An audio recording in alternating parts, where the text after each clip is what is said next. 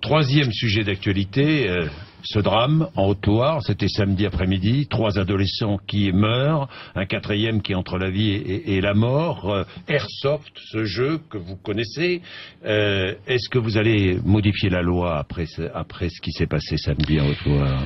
Bon, d'abord, cette activité, elle est très encadrée par très la fédération qui a pris des précautions depuis de nombreux mois pour faire en sorte que cette activité soit une activité qui n'occasionne pas de drame. Que s'est-il passé sur cette affaire, sur laquelle je suis prudent, parce que là aussi, il y a une enquête judiciaire en cours. Et des jeunes auraient sur Internet récupéré des éléments d'information concernant la constitution d'explosifs dont on a vu à quel point ils pouvaient porter atteinte à la vie de jeunes lorsqu'ils manipulent des substances qui sont des substances dangereuses. Donc je crois que ça renvoie ce sujet, comme d'autres d'ailleurs, à la manière de réguler Internet, à la manière dont on doit agir sur Internet. Un jeu imbécile conseillé par des gens irresponsables, c'est ce qu'a dit le vice-procureur du Puy-en-Velay. Non, mais je crois qu'il faut sur ces activités-là, dès lors que des drames de ce type sont susceptibles de se produire, être d'une extraordinaire vigilance. Et ces activités ne peuvent pas ne pas être rigoureusement encadrées.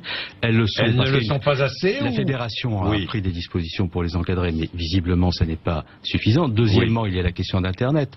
Le nombre d'affaires qui se produisent après que des paris ont été pris sur l'espace numérique ou que des informations ont été collectées qui conduisent à des actions qui aboutissent à des drames, c'est ça tous les jours. Avec des armes factices, mais qui ressemblent étrangement aux armes de guerre. Mais là, effectivement, c'est la fabrication de fumigènes, artisanale de fumigènes. On est passé à autre chose après avoir récupéré des informations. Ceux qui ont diffusé des informations ayant incité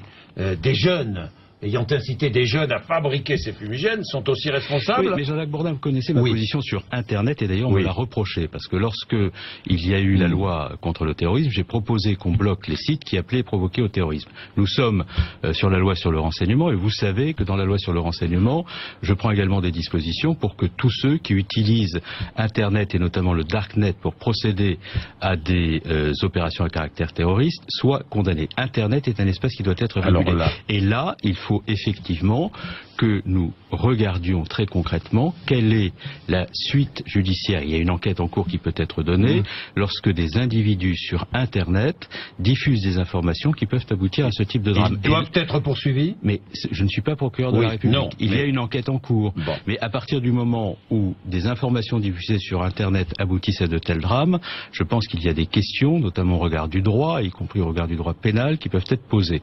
Mais encore une fois, vous savez, ma volonté de respecter à chaque instant la séparation des pouvoirs, ce n'est pas à moi de dire ce sur quoi le procureur doit travailler. D'ailleurs, il s'est exprimé avec beaucoup de fermeté, il a eu raison.